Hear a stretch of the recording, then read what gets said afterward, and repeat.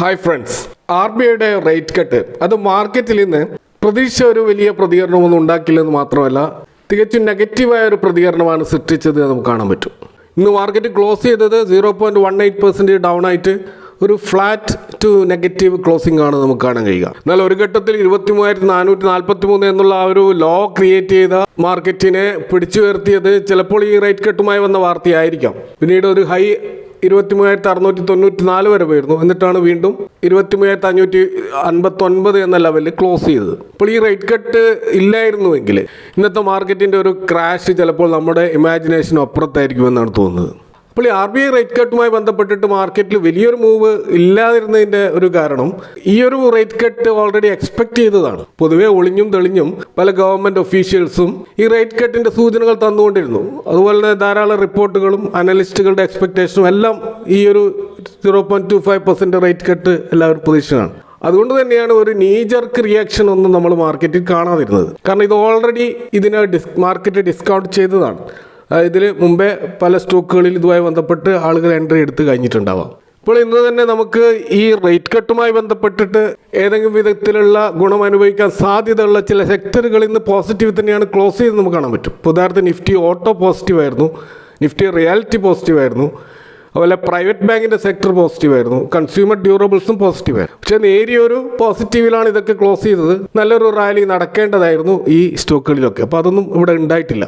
അപ്പോൾ ഈ ഒരു തണുത്ത പ്രതികരണത്തിൻ്റെ ഒന്നാമത്തെ കാരണമായി തോന്നുന്നത് ഈ GDP ഫോർകാസ്റ്റുമായി ബന്ധപ്പെട്ടിട്ട് MPC കമ്മിറ്റിയുടെ അതുമായി ബന്ധപ്പെട്ട് അവർ നടത്തിയ കമൻട്രികൾ മാർക്കറ്റിൽ ചെറിയ തോതിലെങ്കിലും അതിൻ്റെ ആത്മവിശ്വാസം ചോർത്തുന്ന തരത്തിലുള്ളതാണ് എന്ന് നമുക്ക് മനസ്സിലാക്കേണ്ടി വരും. കാരണം FY26 GDP പ്രൊജക്റ്റ് ചെയ്തിരിക്കുന്നത്, അത് നെക്സ്റ്റ് ഇയേഴ്സിൻ്റെ ആദ്യത്തെ ക്വാർട്ടറിൽ GDP പ്രൊജക്ഷൻ 6.7% ആണ്. അത് മുമ്പേ പറഞ്ഞിട്ടുള്ള 6.9% നിന്നും താഴെയാണ്. അപ്പോൾ GDPയുടെ ഒരു ഗ്രോത്ത് റേറ്റിൻ്റെ ആ ഒരു പ്രതീക്ഷ കുറച്ചിട്ടുണ്ട്.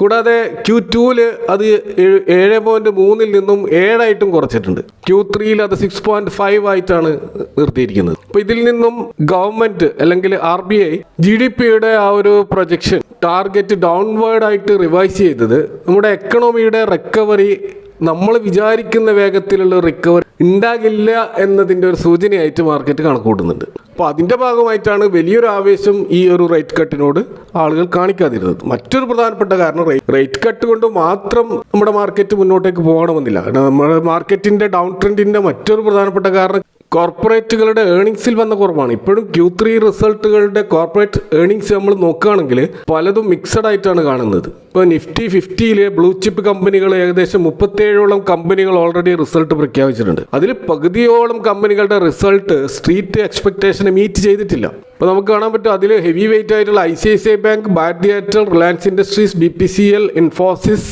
TCS പോലെയുള്ള കമ്പനികൾ എക്സ്പെക്ടേഷനെ ബീറ്റ് ചെയ്യുന്ന റിസൾട്ട് കൊണ്ടുവന്നിട്ടുണ്ട്. എങ്കിലും വേറെ ചില സ്റ്റോക്കുകൾ, ഇപ്പോൾ ഉദാഹരണത്തിന് call India, ONGC, Tata Motors, JSW steel, IndusInd bank, UltraTech cement പോലെയുള്ള കമ്പനികൾ അതിൻ്റെ സ്ട്രീറ്റ് എസ്റ്റിമേഷനെ മിസ് ചെയ്ത രീതിയിലുള്ള റിസൾട്ടാണ് കൊണ്ടുവന്നിട്ടുള്ളത്. അപ്പോൾ ഇതൊരു മിക്സഡ് ആയിട്ടുള്ള റിസൾട്ട് ആയതുകൊണ്ട് തന്നെ നമ്മുടെ മാർക്കറ്റിൽ ഒരു റിക്കവറി നടക്കണമെങ്കിൽ ഈ കോർപ്പറേറ്റ് ഏർണിങ്സ് സ്റ്റേബിൾ ആവേണ്ടതുണ്ട്. അപ്പോൾ ഇപ്പോൾ പ്രഖ്യാപിച്ചിട്ടുള്ള ഈ ഒരു റേറ്റ് കട്ടിൻ്റെ ഒരു പ്രതിഫലനം നമ്മുടെ മാർക്കറ്റിൽ വരണമെങ്കിൽ അടുത്തൊരു ക്വാർട്ടർ കൂടി നമ്മൾ കാത്തിരിക്കേണ്ടി വരും. കാരണം ഈ കൺസംഷൻ ബൂസ്റ്റ് ചെയ്യാൻ വേണ്ടി ഗവൺമെൻറ് എടുത്തുകൊണ്ടിരിക്കുന്ന നടപടികളും അതുപോലെ ഇൻഫ്ലേഷനെ കുറക്കുവാൻ വേണ്ടി എടുക്കുന്ന നടപടികളുമൊക്കെ അതിൻ്റെയൊക്കെ ഒരു ഗുണഫലം കിട്ടണമെങ്കിൽ അടുത്തൊരു ക്വാർട്ടർ കൂടി കഴിയേണ്ടിയിരിക്കുന്നു എന്നാണ് നമുക്ക് മനസ്സിലാക്കാൻ കഴിയുന്നത്. ഇന്ന് തന്നെ നമുക്ക് കാണാൻ കഴിയും ഫോറിൻ ഇൻവെസ്റ്റേഴ്സിൻ്റെ നെറ്റ് സെല്ലിങ് 470 കോടിയാണെങ്കിലും അവർ സെല്ലേഴ്സ് തന്നെയായിട്ടാണ് നമ്മൾ കാണുന്നത്.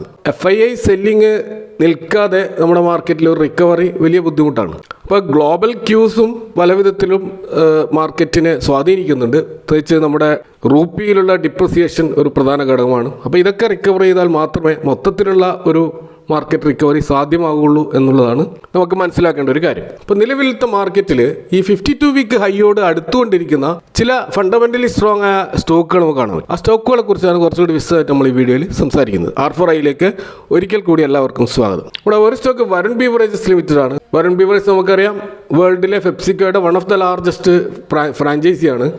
അവരുടെ പ്രധാനപ്പെട്ട ഏർണിങ്സ് വരാൻ പോകുന്ന ഒരു സീസണാണ് സമ്മർ സീസൺ. അപ്പോൾ അതിലേക്ക് പോയിക്കൊണ്ടിരിക്കുകയാണ്. ഇപ്പോൾ നമുക്ക് ഇതിൻ്റെ കറണ്ട് പ്രൈസ് കാണുന്നത് 554 ഇതിൻ്റെ ലോ 517 അപ്പോൾ ആ ഒരു ലോയിലേക്ക് ഇത് അടുത്തുകൊണ്ടിരിക്കുക. ഇനി ഒരു 7% മാത്രമേ ലോയിൽ എത്താൻ ബാക്കിയുള്ളൂ. സ്റ്റോക്കിൻ്റെ PE 73 3 ഇയേഴ്സിൻ്റെ മീഡിയൻ PE 64 അപ്പോൾ അതിൻ്റെ മീഡിയം PEയിലേക്കും വരുൺ ബിവറേജസിൻ്റെ പ്രൈസ് പോയിക്കൊണ്ടിരിക്കുകയാണ്. വരുൺ ബിവറേജസിൻ്റെ ഒരു ROCയും ROEയും 3 ഇയേഴ്സിൻ്റെ ആവറേജ് നോക്കുകയാണെങ്കിൽ അത് 24.4 ROE 30.3 കാണാം. ശക്തമായിട്ടൊരു ഒരു കമ്പനിയാണ് വരുൺ ബിവറേജസ്.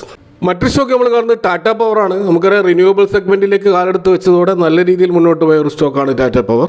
ഇതിൻ്റെ ഫ്യൂച്ചറും വളരെ ബ്രൈറ്റ് ആണ്. ഇപ്പോൾ ഇതിൻ്റെ പ്രൈസ് 367 338 ഈ സ്റ്റോക്കിൻ്റെ ലോ. അപ്പോൾ ആ ഒരു ലോയിലേക്ക് എത്താൻ ഇനി 8.48% മാത്രമേ ബാക്കിയുള്ളൂ. സ്റ്റോക്കിൻ്റെ PE ഇപ്പോൾ 30 3 ഇയേഴ്സിൻ്റെ ഒരു മീഡിയൻ PEയും 30 ആ ഒരു റേഞ്ചിലാണ്. അപ്പോൾ ആ ഒരു ഫെയർലി വാല്യൂഡ് ആയിട്ടുള്ള പൊസിഷനിലാണ് ഇപ്പോൾ ടാറ്റ പവർ ഉള്ളത്. ഇപ്പോൾ 3 ഇയേഴ്സിൻ്റെ ആവറേജ് ROCയും ROEയും ഒക്കെ ഒരു ഡബിൾ ഡിജിറ്റ് നമുക്ക് കാണാൻ പറ്റും. 10% മേലെയാണെന്ന് നമുക്ക് കാണാൻ പറ്റും. ഹൈലി ക്യാപിറ്റൽ ഇൻറ്റൻസീവ് ആയിട്ടുള്ള ഒരു ബിസിനസ്സാണ്. അതുകൊണ്ട് തന്നെ നല്ല തോതിൽ ROCയും ROEയും ഒക്കെ ജനറേറ്റ് ചെയ്യാൻ സമയമെടുക്കും എന്നുള്ളതാണ് ഇത്തരം കമ്പനികളുടെ ഒരു പ്രത്യേകത. മറ്റൊരു സ്റ്റോക്ക് നമ്മൾ കാണുന്നത് JBM ഓട്ടോ ലിമിറ്റഡ് ആണ്. ഓട്ടോമോട്ടീവ് ബിസിനസ്സിൽ പ്രത്യേകിച്ച് ഇലക്ട്രിക് ബസ്സുകളുടെ ആ ഒരു മേഖലയിൽ അതിൻ്റെ ഓട്ടോ ആക്സിലറി കമ്പോണൻസിൻ്റെ ഒക്കെ മേഖലയിൽ പ്രവർത്തിക്കുന്ന കമ്പനിയാണ് JBM ഓട്ടോ. അതിൻ്റെ ഇപ്പോഴത്തെ പ്രൈസ് 712 ഇതിൻ്റെ ലോ 663 അതിലേക്ക് എത്താൻ ഇനിയൊരു 7.43% മാത്രമേ ബാക്കിയുള്ളൂ. സ്റ്റോക്കിൻ്റെ PE ഇപ്പോൾ 88.1 3 വർഷത്തെ മീഡിയൻ PE 96.9 അപ്പോൾ മീഡിയം PEയിൽ നിന്നും സ്റ്റോക്ക് താഴോട്ടേക്ക് വന്നിട്ടുണ്ട്. ROCE 3 വർഷത്തെ ആവറേജ് 13 ROE 3 വർഷത്തെ ആവറേജ് 15.8 ആണെന്ന് കാണാം. മറ്റൊരു സ്റ്റോക്ക് സൈയൻറ്റ് DLM ലിമിറ്റഡ് ആണ്. ഇത് ഇന്ത്യയിലെ ഒരു ലീഡിംഗ് ഇലക്ട്രോണിക്സ് സിസ്റ്റം ഡിസൈൻ ചെയ്യുകയും മാനുഫാക്ചറിങ് ചെയ്യുന്ന ഡിഫൻസ് സെഗ്മെൻറ്റിലൊക്കെ ഉള്ള ഒരു കമ്പനിയാണ് സൈയൻറ്റ് DLM ലിമിറ്റഡ്. ഇതിൻ്റെ പ്രൈസ് ഇപ്പോൾ 449 അപ്പോൾ അതിൻ്റെ ലോ 440 അപ്പോൾ അതിലേക്ക് എത്താൻ വെറും 2% മാത്രമേ ഉള്ളൂ. 52 വീക്കിലേക്ക് ഈ സ്റ്റോക്ക് ഓൾമോസ്റ്റ് എത്തിക്കഴിഞ്ഞു. സ്റ്റോക്കിൻ്റെ PE ഇപ്പോൾ 55.2 3 ഇയേഴ്സിൻ്റെ മീഡിയം PE 85.9 വലിയ തോതിൽ താഴോട്ടേക്ക് വന്നതായിട്ട് കാണാം. ROCE 3 ഇയേഴ്സിൻ്റെ 16.5 ROE 3 ഇയേഴ്സിൻ്റേത് 17.8 ആണെന്ന് കാണാം. മോശമില്ലാത്ത ഒരു പ്രകടനം നടത്തുന്ന കമ്പനിയാണ് സൈയൻറ്റ് DLM. അടുത്തൊരു സ്റ്റോക്ക് ഇന്ത്യ മാർട്ട് ഇൻ്റർമെഷ് ആണ്. ഇത് ഇന്ത്യയിലെ ആദ്യത്തെ B2B ഡിജിറ്റൽ മാർക്കറ്റ് പ്ലേസ് ആണ്. ഈ സ്റ്റോക്കിൻ്റെ പ്രൈസ് ഇപ്പോൾ 2173 ഇതിൻ്റെ ലോ 2025 അപ്പോൾ അതിലേക്ക് എത്താൻ ഇനിയും ഒരു 7.28% മാത്രമേ ബാക്കിയുള്ളൂ. സ്റ്റോക്കിൻ്റെ PE ഇപ്പോൾ 27.8 മീഡിയൻ PE 51.3 അതിൽ നിന്നും വലിയ തോതിൽ താഴോട്ടേക്ക് വന്നിട്ട് സ്റ്റോക്ക് ഇപ്പോൾ ഒരു ഫെയർലി വാല്യൂഡ് ആയിട്ടുള്ള ലെവലിൽ നമുക്ക് കാണാൻ പറ്റും. ROCE 3 ഇയേഴ്സിൻ്റെ ആവറേജ് 21.6 ROE 3 ഇയേഴ്സിൻ്റെ ആവറേജ് 16.3 മറ്റൊരു സ്റ്റോക്ക് ഒരു മൊണോപ്പൊളി കമ്പനി ആയിട്ടുള്ള IRCTC ആണ്. റെയിൽവേ ടിക്കറ്റിങ്ങും കാറ്ററിങ്ങിലും ഉള്ള ഗവൺമെൻറ് ഓതറൈസ്ഡ് കമ്പനി ആയതുകൊണ്ട് തന്നെ ഇതിൻ്റെ മൊണോപ്പൊളി അടുത്ത കാലത്തൊന്നും ബ്രേക്ക് ചെയ്യാൻ പോകുന്നില്ല. കറണ്ട് പ്രൈസ് 774 ഇതിൻ്റെ ലോ 736 അതിലേക്ക് എത്താൻ ഇനി ഒരു 5% മാത്രമേ ബാക്കിയുള്ളൂ. സ്റ്റോക്കിൻ്റെ PE ഇപ്പോൾ 51.5 3 ഇയേഴ്സിൻ്റെ ആ ഒരു മീഡിയൻ PE 63.2 അതിൽ നിന്ന് താഴെ ഈ സ്റ്റോക്ക് എത്തിയിട്ടുണ്ട്. ROCE 54.8 ROE 41.9 3 വർഷത്തെ ആവറേജ് ROCയും ROEയും അതിശക്തമാണെന്ന് നമുക്കിതിൽ കാണാൻ പറ്റും. അടുത്തൊരു സ്റ്റോക്ക് സീഗൽ ഇന്ത്യ ലിമിറ്റഡ് ആണ്. ഇതൊരു കൺസ്ട്രക്ഷൻ മേഖലയിലുള്ള കമ്പനിയാണ്. പ്രത്യേകിച്ച് സ്ട്രക്ചറൽ പ്രൊജക്റ്റുകൾ, റോഡുകൾ, പാലങ്ങൾ, റെയിൽവേ ടണലുകളൊക്കെ നിർമ്മിക്കുന്ന കമ്പനിയാണിത്. ഇതിൻ്റെ പ്രൈസ് ഇപ്പോൾ 292 ലോ 288 അതിൻ്റെ അടുത്ത് തന്നെ ഇതിപ്പോൾ എത്തിക്കഴിഞ്ഞിട്ടുണ്ട്. സ്റ്റോക്കിൻ്റെ PE ഇപ്പോൾ 15.8 3 ഇയേഴ്സിൻ്റെ ഒരു മീഡിയൻ PE 17.8 ഇപ്പോൾ മീഡിയം PEയിലും താഴെ സ്റ്റോക്ക് വന്നിട്ടാണുള്ളത്. ROCE 29.8 ROE 36% കാണിക്കുന്ന ശക്തമായ ഒരു സ്റ്റോക്കായിട്ടാണ് ഇത് നമുക്ക് കാണാൻ കിട്ടുക. അപ്പോൾ ഇതൊക്കെയാണ് പ്രധാനപ്പെട്ട ചില സ്റ്റോക്കുകൾ നമുക്ക് ഇവിടെ പറയാനുള്ളത്. ഇതൊക്കെ അതിൻ്റെ ഓവർ സോൾഡ് പൊസിഷനിൽ എത്തിയിട്ടില്ല.